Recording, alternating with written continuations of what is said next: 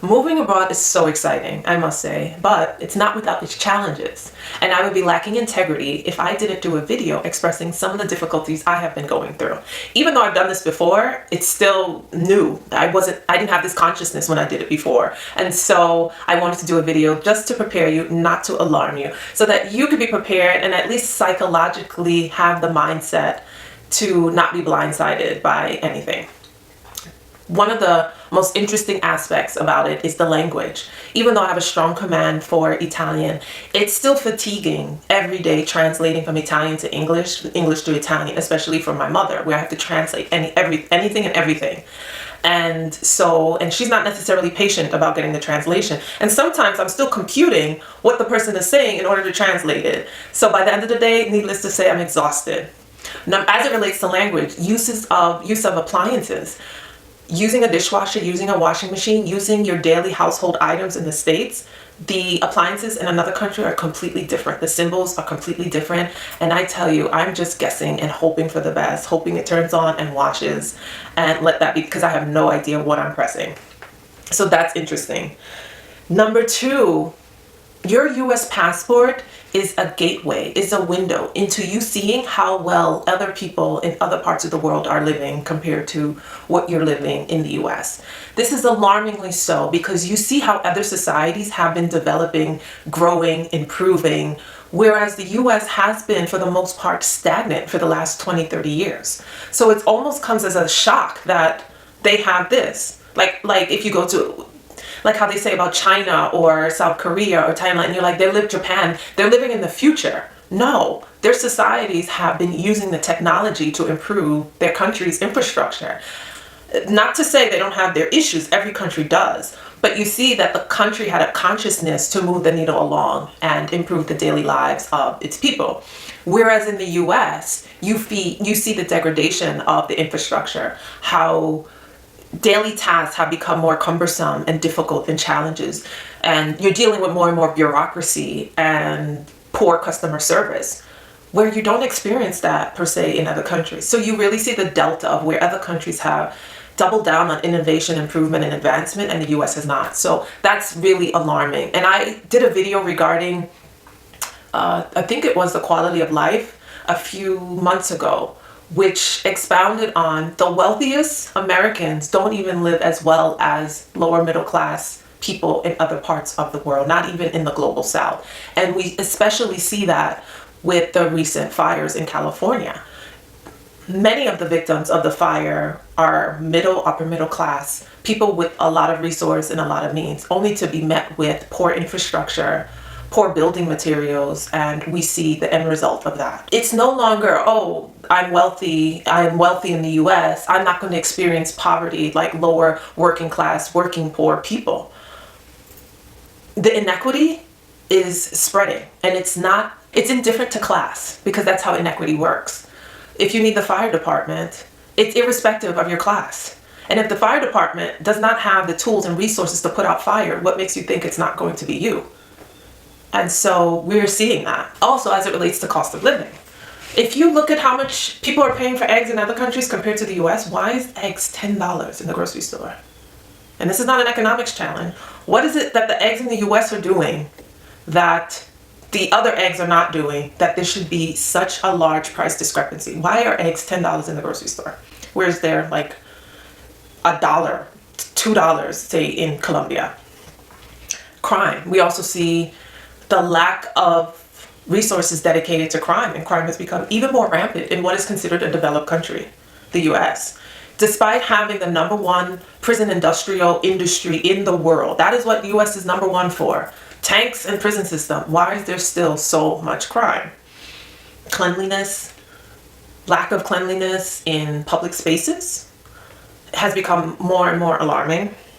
And again, I always speak about the infrastructure, the crumbling roads, the highways, the train systems. New York City's train system, despite raising prices year after year after year, the infrastructure is still poor. Money is being mismanaged. Also, healthcare. I mean, I could talk forever about the poor healthcare system in the United States. How you can break your leg in another country or have an accident in another country, and the first question you're not met with is, what type of insurance do you have? You are treated And you may or may not get a bill even though you are not a resident in that country.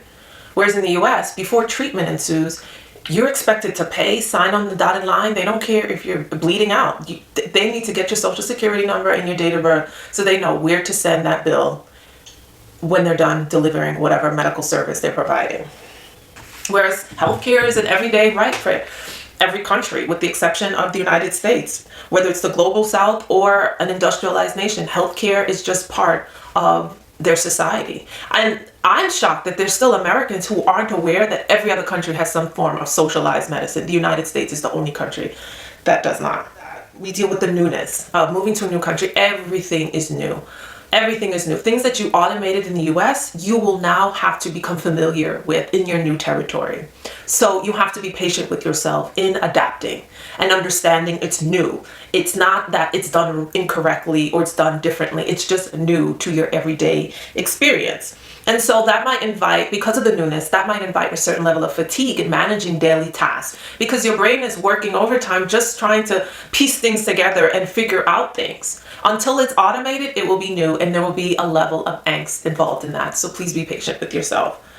Also, you may not be dealing with bureaucracy. It just may be unfamiliar. Don't get frustrated. It's just the way things are done that are done differently than how it's done in the US. And as it relates to that, a lot of people question my decision regarding Italy as to, oh, what about the bureaucracy? I'm like, bureaucracy? Have you not seen the bureaucracy in the States? Try buying a stamp. You have to wait on a line for half an hour just to purchase a stamp or mail something. So the US is not immune to bureaucracy and bureaucratic wait times. As a matter of fact, I see the bureaucracy in the US becoming worse. I mean, Trump just had to issue an order for all the federal work employees to return to work. Was there a degradation in providing services to the American people, which is why he decided to ring the alarm? Perhaps. But regardless, we know how difficult it is to navigate social systems in the US. And whether they're working from home or working in the offices, it's probably not going to be little to any improvement, because that's just the way it is. That's just how the country is run. Civil service is not a timely thing. Working for city agencies and state agencies, efficiency is not necessarily what they're known for. Also, decluttering. I'm more of a minimalist side, and like I mentioned earlier in one of my videos, I've rented most of my time in New York, so I did not have opportunities to accumulate most things, because if you're living in New York, you understand that you may have to leave it at the end of the year, so you're mindful as to not accumulate too many personal belongings. So I didn't even think I had a lot, but you realize how much you've accumulated when it's time to get rid of it, and you also realize how much money you've wasted in things that you do have to discard. I mean, they serve their purpose, but it is still a little pang, like, wow, I wasted some money. Time zone. Conducting business across 6-7 hours is difficult, especially because I'm a morning person. So I do my best work in the morning. So having to take a call, let's say at 9 o'clock Eastern Standard Time, 9 a.m. Eastern Standard Time, 3 o'clock Italian time, 4 o'clock, which is I'm start to wind down for dinner, is not without its challenges. It's not my best time to work. And so I must say that is a very frustrating time, because I'm ready to wrap up by that time with all my projects. So navigating time zones is challenging. Also, recognizing that no matter how long you spend in the country, for the most part, you are still a stranger in someone else's land. And the locals will recognize you as a stranger. I don't look Italian. And so there's a curiosity with that. Some people even ask me, like, oh, I'm concerned about racism. I'm like, I'll take Italy any day over racism in the US, like Jim Crow. I'll take Italians any day. And so, no, I have not experienced an iota of racism in Italy. I have been looked at as different. I think it's more curiosity that, oh, she's a foreigner. And so people straight stare at things that are different than themselves. They recognize me as a tourist, a foreigner, and so they look with curiosity. I don't compute it to be racism. Even when I got the keys for the house, there was a man walking by, and he came and he introduced himself. He says, oh, I've been living here for the last 60 years, and welcome to the neighborhood. And he introduced himself. How often would that happen in the US? Now imagine if I was suspicious or circumspect, thinking, oh, he's just coming to kick me out because I'm a foreigner, or because I would have missed out on the opportunity to meet someone. I also realized holiday closures. I realized how many holidays other countries observe to give their workforce time off. The US observes so few holidays compared to other countries. And so how much we really do work in the United States without a break. Whereas other countries have built in rest into their country's framework.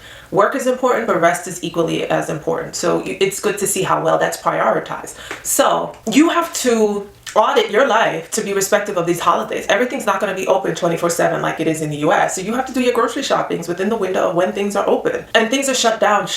You have to manage your life to build whatever has to be built into those times of closures. The ideology of Americans, oh, I could do things whenever I feel like it. Oh, I can run to Target at 9 o'clock at night, or I can do this at this time.